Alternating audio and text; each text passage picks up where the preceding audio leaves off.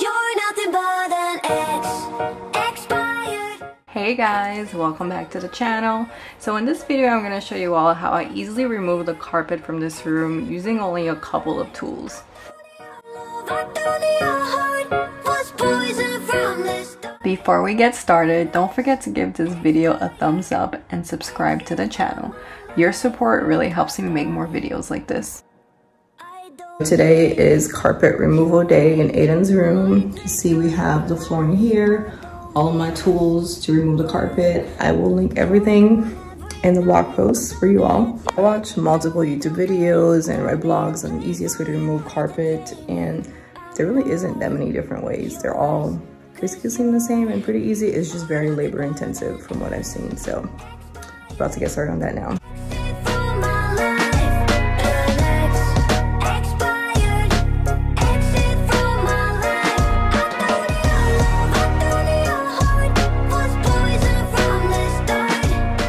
So I have my self-prying bar to remove the baseboard. I brought this. This is a staple lifter. So we'll see if this actually helps or if pliers are actually easier. So I'm gonna try this out and see.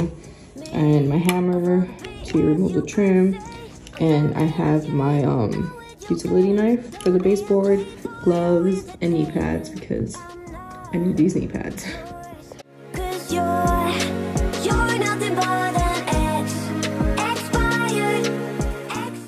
Let's get started and remove some carpet.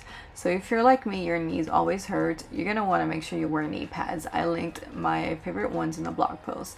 So now to remove the baseboard, you always want to make sure that you use a utility knife to cut through the caulk like I'm doing right there before removing the baseboards, because if you don't do this, the caulk is gonna end up ripping up your drywall and you're gonna have to either replace your drywall if it's a huge patch or end up having to patch it up, and we don't want to have to do that.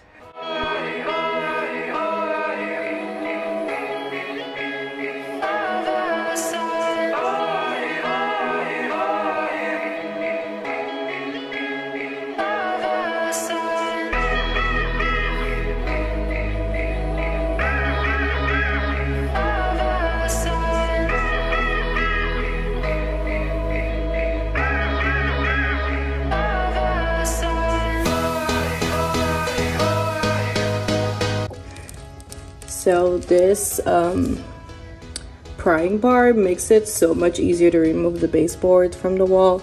So in the past, I've used just a regular crowbar to remove the baseboard, and I've damaged the wall up here because of that. So this is my third time removing baseboard, but this is my first time actually using this prying bar, and it makes such a big difference. So when you're using it, you're not damaging the wall because of the way that it's shaped, and it makes it so much easier. Let me show you all a quick clip. When using this with a hammer, you might want to use some ear protection because it gets pretty loud since you're banging metal against metal.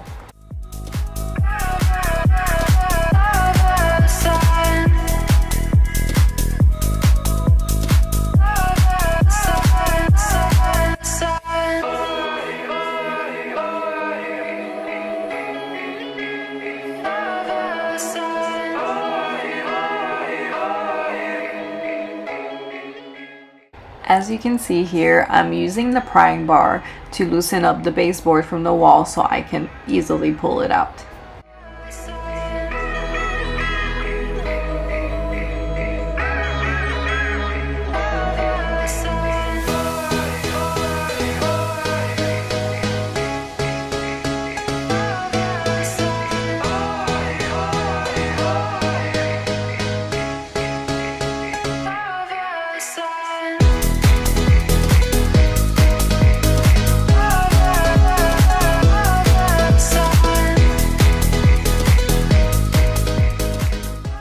So here's a tip for you all when removing baseboard. Don't start in like a corner right here.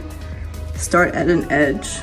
Whatever edge you want, start at an edge and then remove it this way. So you remove this piece first and then that piece, because I tried removing this piece first and I messed up the wall.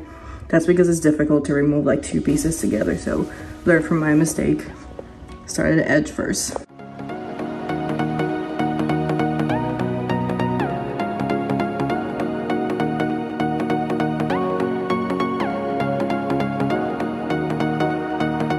So all of the baseboards have been removed. I'm about to grab them, put them in the garage, and then take this out of the room and then start removing the carpet.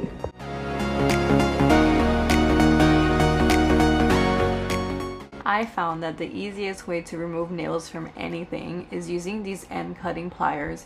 Because they are rounded, it makes it so much easier to remove nails without accidentally breaking it and then ending up with a small piece of nail that's almost impossible to remove.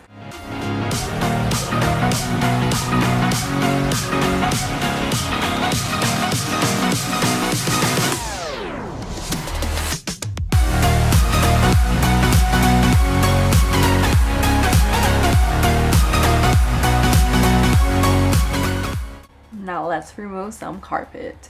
So start at a corner using your utility knife, cut a small strip close to the edge to make it easier for you to be able to pull up the carpet. The carpet is secured in place using tack strips.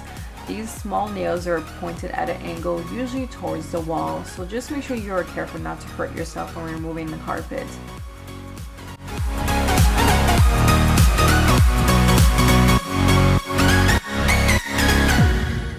Then you're gonna start cutting your carpet into bigger strips and roll that up.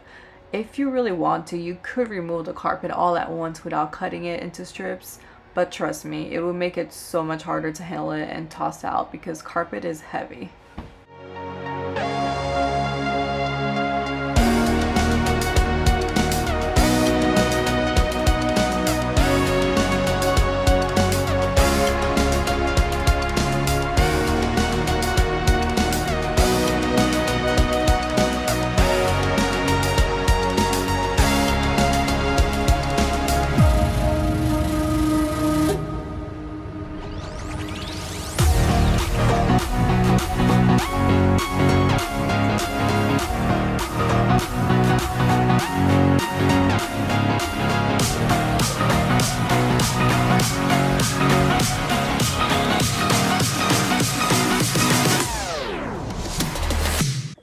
All the carpet has been removed from the room.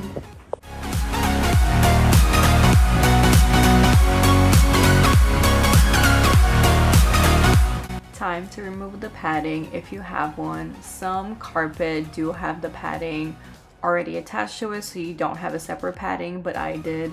So I essentially removed it the same way I did with the carpet. I just cut it in bigger strips since the padding is not heavy, but it still makes it easier to toss out.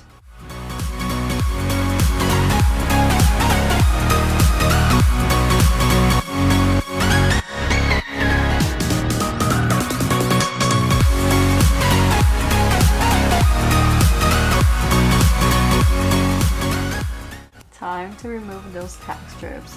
To do that, I use the same prying bar and hammer that I use for my baseboard.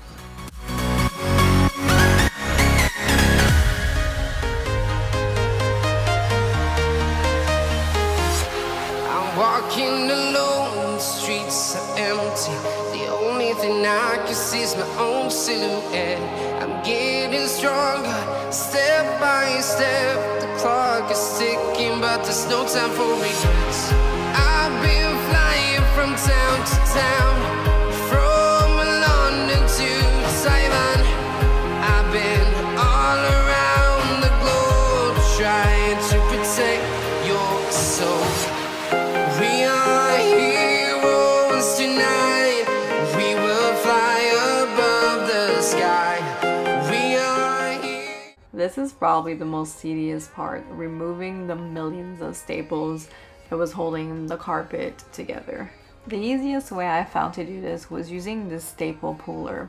I also tried pliers, but in my opinion the staple puller made it a lot easier because the pliers kept breaking the staples.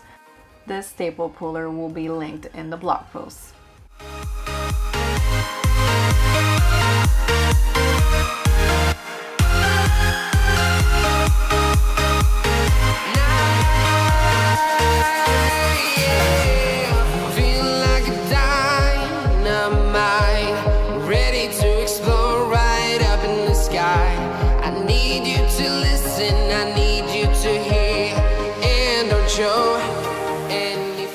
Be sure to subscribe to be notified when our next video is live so you can see how we install this LVP flooring. Thank you all so much for watching this video. I hope you all found it helpful and that it inspired you. Like I mentioned earlier, all the details are available on the blog. I will link everything below, and all the links to the materials I use are also on the blog. Above the sky, we